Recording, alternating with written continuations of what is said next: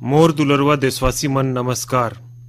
मन कर बात कर शुरू में आज राउर मन कर साथ में एक खुशखबरी बाटे बर चाहत रहन। हर भारतीय ला ये जानकर गर्व होई कि देवी अन्नपूर्णा कर बहुत पुराना मूर्ति कनाडा से फिरत है। ये मूर्ति लगभग 100 बछर पहले 1913 के करीब वाराणसी कर एक मंदिर से कुछ लोग चुराए के देश से बाहर भेज दे रहीन। मैं कनाडा कर सरकार और ये पुनीत काम ला संभव बनाए वाला सबिच झनला हृदय से धन्यवाद करना चाहत हूँ। माता अन्नपूर्णा कर काशी से विशेष संबंध है। अब उनकर मूर्ति कर वापस आना हम सब बर बहुत खुशी कर बात है। माता अन्नपूर्णा कर मूर्ति कर जैसन हमर विरासत कर कई ठे अनमोल धरोहर अंतर्राष्ट्रीय गिरोह मनकर शिकार होते रहते। ये गिरोह अंतर्राष्ट्रीय बाजार में एला बहुत ऊंचा कीमत पर बेचते। अब इन सब पर लगाम लगाया जाता है। इनकर वापसी के लिए भारत में कोशिश ला बढ़ाए हन। यही कोशिश के कारण बीते बछर में भारत में कई ठे मूर्ति और कलाकृति मन ला वापस लाए में सफल रहे हन। अन्नपूर्णा कर मूर्ति कर वापसी के साथ एक संयोग और भी जुड़ी से। कुछ दिन पहले ही विश्व विरासत सप्ताह मनाल गए रहीस। विश्व विरासत सप्ताह संस्कृति प्रेमी मन के लिए पुराना समय में वापस जाकर उनकर इतिहास कर महत्वपूर्ण बात ला जाने पर बहुत अच्छा मौका रहेल। कोरोना काल के बाद भी हमन लोग मन ला नया तरीका से विश्व विरासत दिवस मना देखे हन। संकट काल में संस्कृति बहुत काम देहल, एकर से निपटे में बहुत महत्वपूर्ण भूमिका निभाएल। तकनीकी कर माध्यम से भी संस्कृति एक भावनात्मक रूप से तरोताजा करे वाला काम करेल। आज देश में कई ठे संग्रहालय लाइब्रेरी हवे जहां पर पूरा तरह से ओला डिजिटल बनाए के काम करल जात है। दिल्ली में हमार राष्ट्रीय संग्रहालय इस संबंध में बहुत बढ़िया काम करी से। राष्ट्रीय संग्रहालय करीब 10 आभासी गैलरी यानी वर्चुअल गैलरी ला दिखाए की दिशा में काम करत है। अब राउर मन घर बैठे दिल्ली कर राष्ट्रीय संग्रहालय में जाए के वहां कर गैलरी कर दौरा कर सकत हा, जहां एक और सांस्कृतिक धरोहर मन ला तकनीक कर माध्यम से अधिक लोग मन तक पहुंचाए कर बहुत बढ़िया काम होते है। वहीं ये धरोहर मन कर संरक्षण के लिए तकनीकी कर प्रयोग बहुत बढ़ियन है। अभी एक मनलगा प्रोजेक्ट के बारे में पढ़त रहन। नॉर्वे कर उत्तर दिशा में सवलबार्ड नाव कर एक द्वीप में एक विश्व अभिलेखागार बनाल गई से। ये अभिलेखागार में एक बहुत कीमती विरासत आंकड़ा यानी डाटा लाए के ए प्रकार से रखल गई से कि कोई भी प्राकृतिक चाहे आदमी मनकर बनाल आपदा से प्रभावित नहीं हो सकत है। अभिच कर बात है ये जानकारी भी मिलिस कि अजंता गुफा कर धरोहर ला भी डिजिटल करके यही तरह से काम करल जात है। एमे अजंता गुफा कर पूरा झांकी ला देखे कर मौका मिलही। एमे कंप्यूटर के माध्यम से पेंटिंग के साथ साथ एकर संबंधित कागजात और नारा मनला पंक्ति मनला भी शामिल करल जाही। संगवारी हो महामारी हर एक और जहां हमर काम करे कर तौर तरीका ला बदलिस तो दूसर तरफ प्रकृति ला भी नया ढंग से अनुभव करे कर मौका देहिस। प्रकृति देखे कर हमर तरीका में भी बदलाव आइस। अब हमन ठंड के मौसम में कदम रखत हन। हमन ला प्रकृति कर अलग अलग रंग देखे कर मौका मिलही। पिछला कुछ दिन से इंटरनेट चेरी ब्लॉसम फूल कर आभासी तस्वीर से भरल है। राउर मन सोचत होइयो जब मैं चेरी ब्लॉसम कर बात करत हूँ तो जापान कर प्रसिद्ध पहचान कर गोट करत हूँ, तो एकस नहीं है। ये जापान कर फोटो नहीं है, ये अपन मेघालय कर शिलांग कर फोटो है। मेघालय कर सुंदरता ला ये चेरी ब्लॉसम फूल हर औरिच बढ़ाई दही से। संगवारी हो ये महीना में 12 नवंबर से डॉक्टर सलीम अली जी कर 125वां जयंती समारोह शुरू हुई से। डॉक्टर सलीम हर पक्षी मन कर संसार में पक्षी देखे कर एक अड़बड़ काम करत है। दुनिया कर पक्षी देखे वाला मन ला भी भारत के प्रति आकर्षित करत है। मैं हमेशा से पक्षी देखे वाला के शौकीन लोग मनकर प्रशंसा करत हूँ।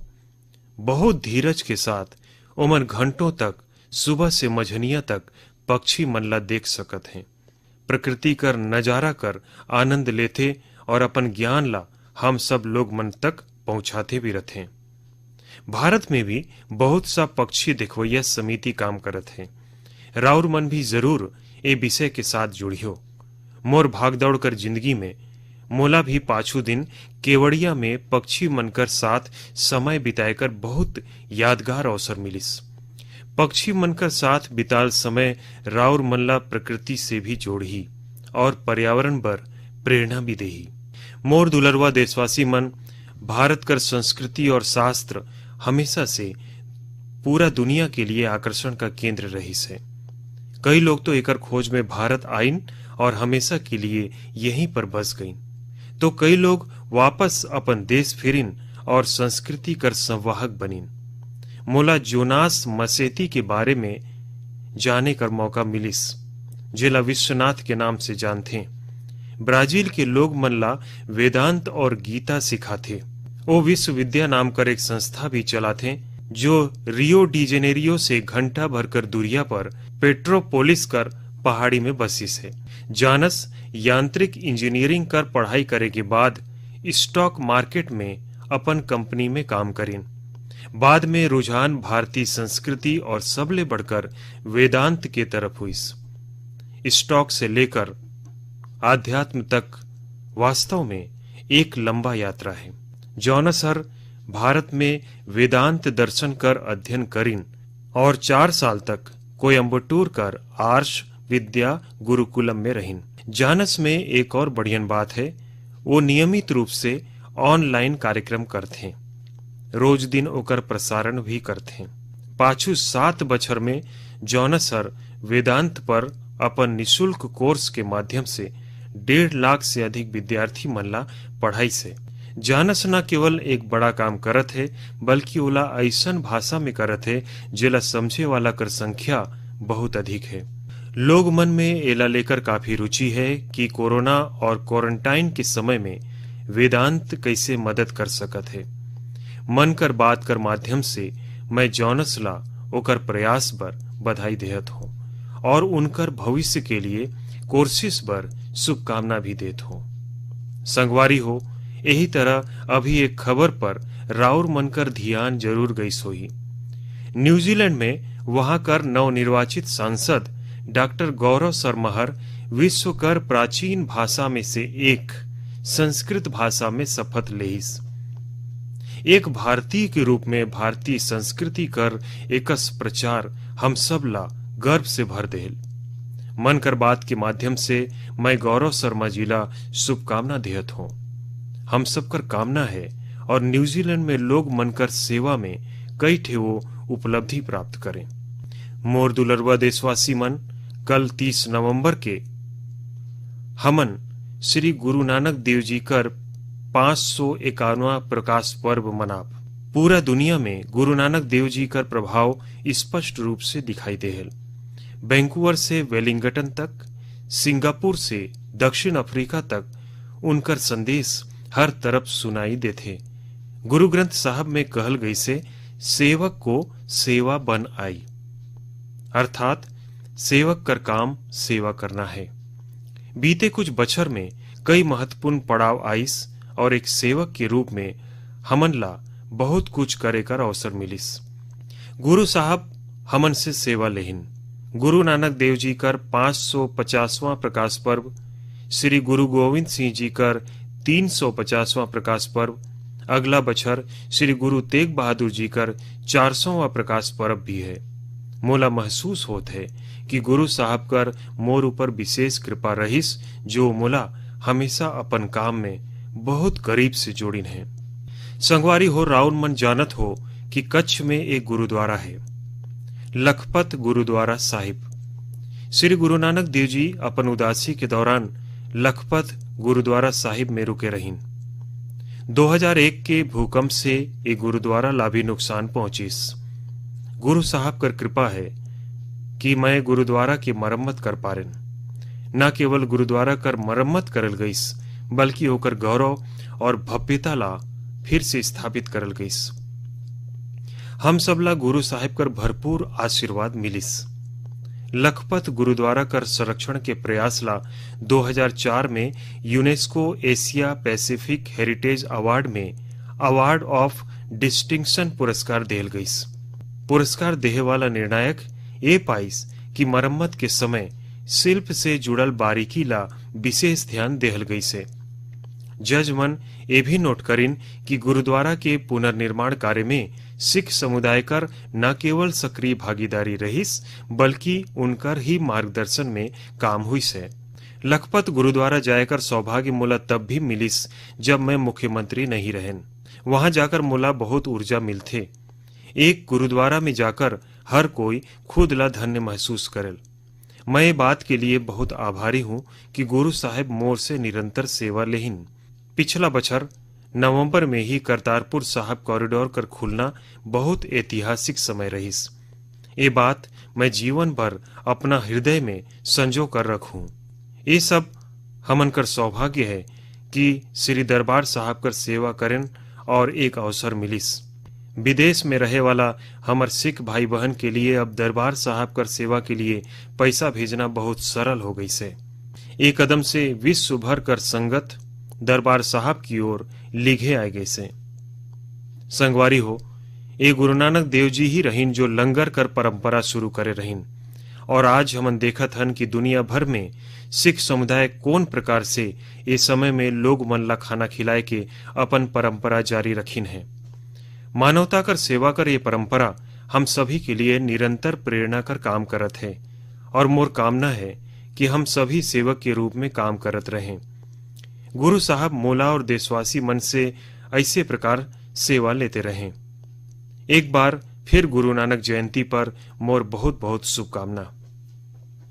मोर दुलरवा देशवासी मन, पिछला दिन मोला देश भर कर कई विश्वविद्यालय कर विद्यार्थी मन से गोठ करे कर उनका शिक्षा कर यात्रा कर महत्वपूर्ण घटना में शामिल होकर मौका भेटाइस।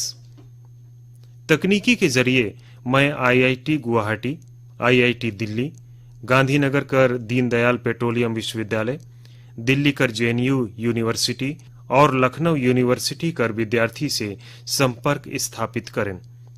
देश कर युवा के बीच होना बहुत तरोताजा करे वाला और ऊर्जा भरे वाला रहेल।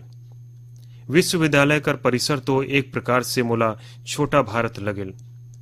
एक तरफ जहां ये कैंपस में भारत कर विविधता कर दर्शन होयल, वहीं दूसर तरफ नया भारत के लिए बहुत बड़ा बदलाव कर संकल्प भी देखे कर मिलेल।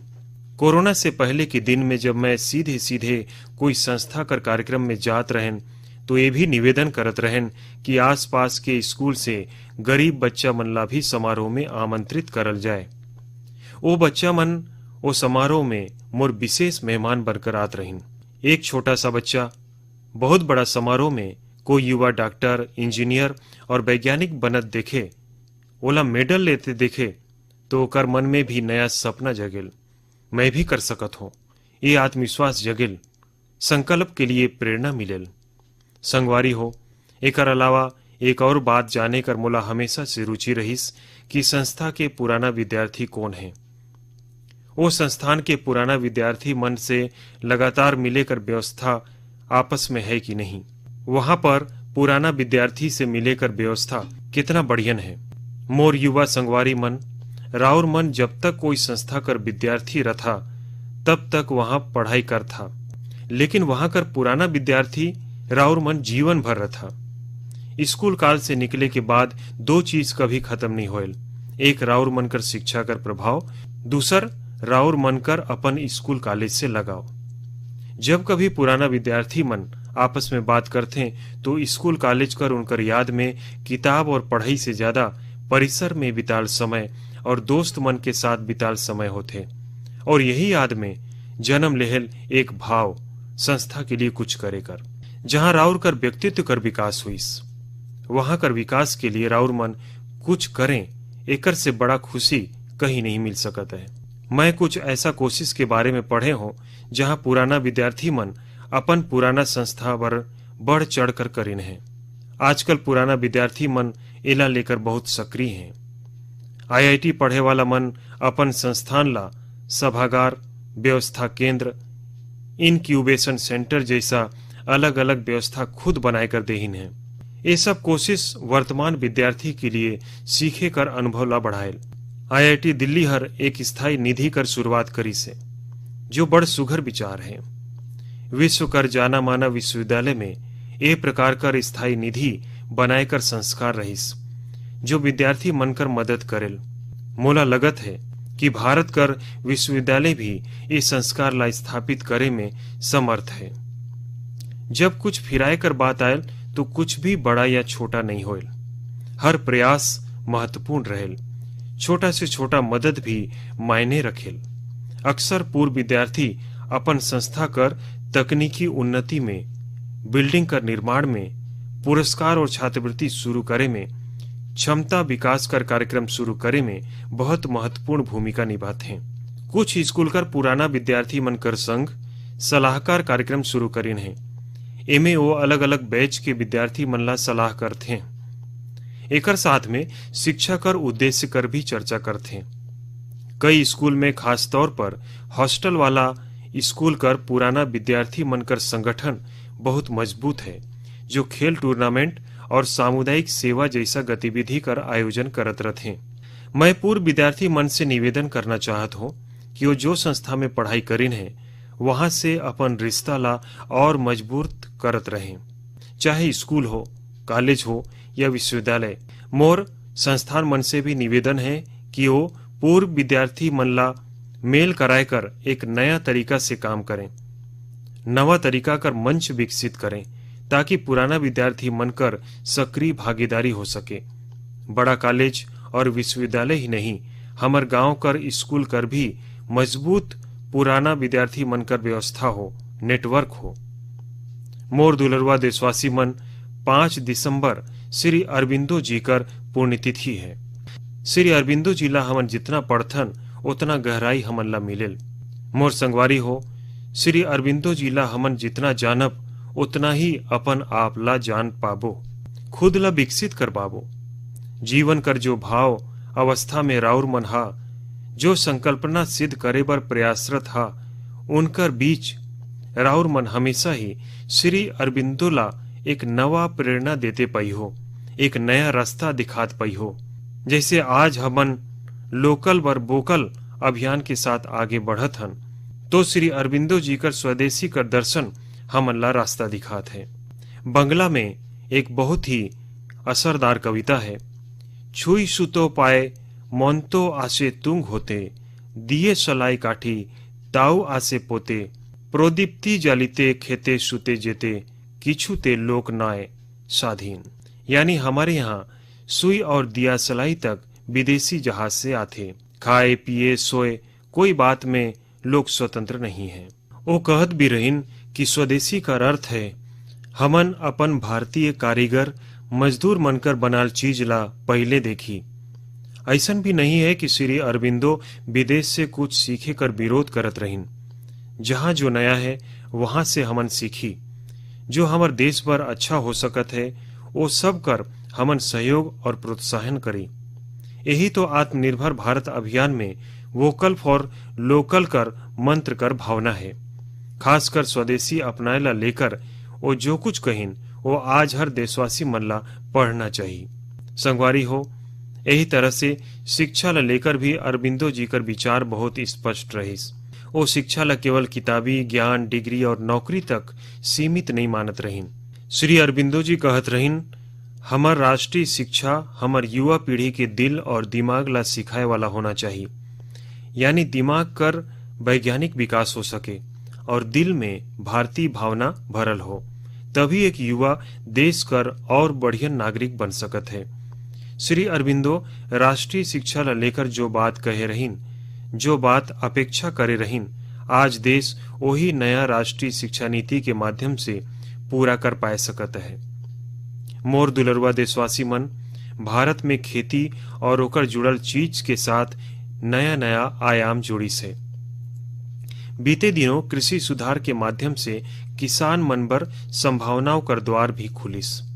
बहुत बछर से किसान मन बर जो मांग रहीस, जो मांग पूरा करे बर कोई न कोई राजनीतिक दल कोई समय में वादा करे रहीस, वो मांग पूरा हुई से। बहुत विचार विमर्श के बाद भारत कर संसद कृषि सुधार ला कानूनी रूप दे पारिस। ये सुधार से न सिर्फ किसान मन कर कई ठे बंधन समाप्त हुईस, बल्कि ओमन के नए अधिकार और अवसर भी भेटाइस। ये अधिकार बहुत कम समय में किसान मनकर परेशानी ला कम करना शुरू कर दही से। महाराष्ट्र धुले जिला कर किसान जितेंद्र भोई जी नया कृषि कानून का प्रयोग कैसे करिस ए राउर मन ला जानना चाहिए। जितेंद्र भोई जी हर मक्का कर खेती करे रहिन और सही दाम के लिए ओला व्यापारी मन ला बेचना तय करिन। फसल कर कुल कीमत तय हुई करीब 3,32,000 रुपया। जितेंद्र भोई ला 25,000 रुपया एडवांस में भेटाए रहीस और ये तय हुई कि बाकी कर पैसा 15 दिन में चुकता करल जाही। लेकिन बाद में ऐसन हालत बनिस कि बाकी कर भुगतान नहीं मिलिस। किसान से फसल खरीदा और ओला पेमेंट मत करा। मक्का खरीदे वाला बरसों से यही कस परंपरा निभात रहीन। यही तरह 4 महीना तक जितेंद्र जी ला भुगतान नहीं हुईस। यही स्थिति में उनकर मदद के लिए सितंबर में जो कृषि कानून पास होए रहीस वो काम आईस। कानून में ये तय करल गई से कि फसल खरीदे के 3 दिन में ही किसान ला पूरा भुगतान करना है और अगर भुगतान नहीं होत है तो किसान शिकायत दर्ज कराए सकत है। कानून में एक और बहुत बड़ा बात है। ये कानून में प्रावधान करल गई से कि क्षेत्र के एसडीएम ला 1 महीना के भीतर ही किसान कर शिकायत के निपटारा करना हो ही। अब जबकि ऐसा कानून कर ताकत हमर किसान भाई के पास है तो उनकर समस्या कर समाधान तो होना ही है। वो शिकायत करिन और कुछ दिन में ही उनकर बकाया चुकता हो गई। यानी कानून कर सही और पूरा जानकारी जितेंद्र कर ताकत बनिस। क्षेत्र कोई भी हो, हर तरह कर अफवाह से दूर सही जानकारी हर व्यक्ति के लिए बहुत बड़ा ताकत बनेल। किसान मन में जागरूकता बढ़ाए बर यही कस काम करत हैं राजस्थान के 12 जिला में रहे वाला मोहम्मद असलम जी। एक किसान उत्पादक संघ कर सबसे बड़ा अधिकारी हैं। जी हाँ, राउर मन सुने हुई हो किसान उत्पादक संघ के सीईओ। उम्मीद है बड़ा बड़ा कंपनी का सीईओ मन ये सुन के बहुत बढ़िया महसूस करत होही कि दूर दराज इलाका में भी काम करत किसान संगठन में सीईओ बनत हैं। तो संगवारी हो मोहम्मद असलम जी अपन क्षेत्र कर अनेक किसान मल्ला मिलाए के एक व्हाट्सएप समूह बनाइन है। ये समूह में वो रोज आस पास कर मंडी मनकर भाव भेजते और ओकर जानकारी किसान मल्ला देते। खुद उनकर एफपीओ यानी किसान उत्पादक संगठन घलो किसान मन से फसल खरीदेल। एकर से उनकर ये प्रयास से किसान मन ला सही निर्णय लेहे में मदद मिलेल। संगवारी हो जागरूकता ही जिनगानी है। अपन जागरूकता से हजारों लोग मनकर जीवन प्रभावित करे वाला किसान भाई श्री बीरेंद्र यादव जी हैं। बीरेंद्र यादव जी कभी ऑस्ट्रेलिया में रहत रहीन, 2 बछर पहले भारत आइन और अब हरियाणा के कैथल में रहत हैं। दूसर लोग जैसन ही खेती में पराली उनकर सामने बहुत बड़ा समस्या रहीस। एकर निपटारा बर बहुत बड़ा स्तर पर काम हुईस। लेकिन आज मन की बात में मैं बीरेंद्र जी कर विशेष तौर पर चर्चा करना चाहत हूँ। काबर की उनकर प्रयास अलग है। वो एक नया दिशा दिखाइन। पराली कर समाधान बर बीरेंद्र जी पुआल कर गांठ बनाए वाला मशीन खरीदे बर कृषि विभाग से मदद लेहिन। मशीन से वो पराली कर गट्ठा बनाना शुरू करिन। गट्ठा बनाए के बाद ओला एग्रो एनर्जी प्लांट और पेपर मिल में बेच देहिन। राउर मन जानकर हैरान रह जाइ हो कि बीरेंद्र जी पराली से सिर्फ 2 बछर में 1.5 करोड़ से ज्यादा व्यापार करीन है और ओमे भी लगभग 50 लाख रुपया कमाइन है। एकर फायदा वो किसान मन ला भी होता है जिनकर खेत से बीरेंद्र जी पराली उठाइन है। हमन कचरा से सोना बनाए कर बात तो सुने हन, लेकिन पराली कर निपटारा करके पैसा और पुण्य कमाई करे अनोखा उदाहरण है। मोर नौजवान विशेषकर खेती किसानी करे कर पढ़ाई करे वाला लाखों विद्यार्थी मन से निवेदन है कि वो अपन आसपास के गांव में जाकर किसान मन ला आधुनिक खेती के बारे में, अभी अभी हुई कृषि सुधार के बारे में जागरूक करें। ऐसन करके राउर मन देश में होत बहुत बड़ा बदलाव में सहभागी बनी हो। मोर दुलरवा देशवासी मन कर बात में अलग अलग विषय पर हमन बात करथन, लेकिन एक ऐसन बात ला भी 1 साल होत है जिला हमन कभी खुशी से याद नहीं कर पाबो। करीब करीब 1 साल होत है जब दुनिया ला कोरोना कर पहला केस के बारे में पता चले रहीस। तब से लेकर अब तक पूरा विश्व में अनेक उतार चढ़ाव देखे बर मिली से। लॉकडाउन के दौर में बाहर निकलकर अब हमन दवाई कर चर्चा करत हन, लेकिन कोरोना ला लेकर कोई भी तरह से लापरवाही अब भी बहुत घातक है। हमला कोरोना वायरस के विरुद्ध लड़ाई मजबूती से जारी रखना है। संगवारी हो, कुछ दिन बाद 6 दिसंबर के बाबा साहब अंबेडकर के पुण्यतिथि भी है। ये दिन बाबा साहब ला श्रद्धांजलि देहे के साथ देश के प्रति अपन संकल्प, संविधान हर एक नागरिक के तौर पर अपन कर्तव्य ला निभाए पर जो सीख दे से ओला दोहराए कर भी है। देश के बड़ा हिस्सा में ठंड कर मौसम जोर पकड़ता है। अनेक जगह पर बर्फबारी होता है। ये मौसम में हमन परिवार के बच्चा मन, बुजुर्ग मन और बीमार मन कर विशेष ध्यान रखना है। खुद भी सावधानी रखना है। मुला खुशी होत है कि जब मैं देखता कि लोग अपन आसपास के जरूरतमंद कर चिंता करते, गरम कपड़ा देकर उनकर मदद करते। बेसहारा जानवर के लिए भी ठंडा बहुत मुश्किल समय लेकर आयल, उनकर भी मदद के लिए बहुत लोग आगे आता हैं। हमार युवा पीढ़ी ए तरह के काम में बहुत बढ़ चढ़कर भाग लेहल। संगवारी हो, अगली बार जब हमन मन की बात में मिलब तो 2020 कर ये साल समाप्ति की ओर रही। नया उम्मीद, नया विश्वास के साथ हमन आगे बढ़ब। अब जो भी सुझाव हो, विचार हो, ओला मोर तक जरूर साझा करियो। राउर मन ला बहुत बहुत शुभकामना। राउर मन स्वस्थ रहा, देश के लिए सक्रिय रहा। बहुत बहुत धन्यवाद।